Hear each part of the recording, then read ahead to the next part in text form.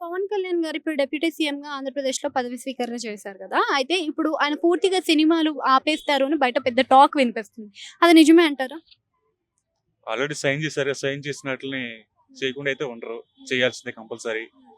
So, కానీ ఇప్పుడు sign చేసిన లైనప్ చూసుకుంటే చాలా పెద్దగానే ఉంది. అయితే షూటింగ్ అంటే ఒక రోజు, 2 రోజుల్లో అయ్యే పని కాదు. సంవత్సరాలు, సంవత్సరాలు టైం అయితే పడుతుంది. అలా టైంని అక్కడ పెడితే మరి పొలిటికల్ లైఫ్‌లో ఎప్పుడు శ్రద్ధ పెడతారనుకుంటున్నారు?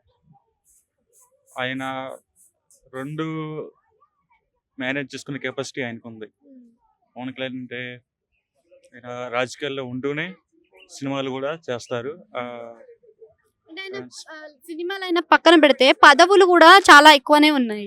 సో, ఆ పదవులు అన్నిటికి కూడా సమకూర్చుకొని చూసుకోవాలి గదా! మరి ఇక్కడ, అక్కడ టైం అన్ని పదవులను మేనేజ్ చేయగలుగుతారా? అఫ్‌కోర్స్ చేయగలరు. అంటే ఆహ్, ఏ విధంగా అనుకుంటున్నారు?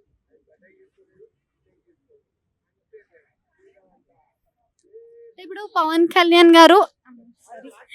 కళ్యాణ్ గారు చాలా వరకు కూడా ప్రజలకు మంచి చేస్తారు అని అంటున్నారు గదా! అంటే ఇప్పుడు ఏ విధమైన మంచి చేస్తారు? ఎలాంటి డెవలప్‌మెంట్ మీద శ్రద్ధ పెడతారనుకుంటున్నారు?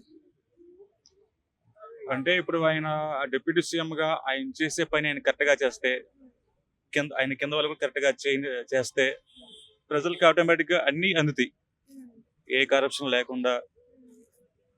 ఆయన పదవులు చూస్తున్నారు గదా మీరు. గ్రామీణ ప్రాంతాలలో ఆహ్, గ వాటర్ సరఫరా కానీ ఇలాంటివి పెట్టుకుంటామని అంటున్నారు. మరి చేయగలుగుతారా అది? చేయగలరు. ఒక నిజాయితీపరుడు, ఒక అంటే ఆయనకి అంత ఎక్స్‌పీరియన్స్ లేదు కదా! పవన్ కళ్యాణ్ గారికి. మరి పదవులన్నిటిని ఏ విధంగా హ్యాండిల్ చేయగలుగుతారు? ఎక్స్‌పీరియన్స్ ఏముంది.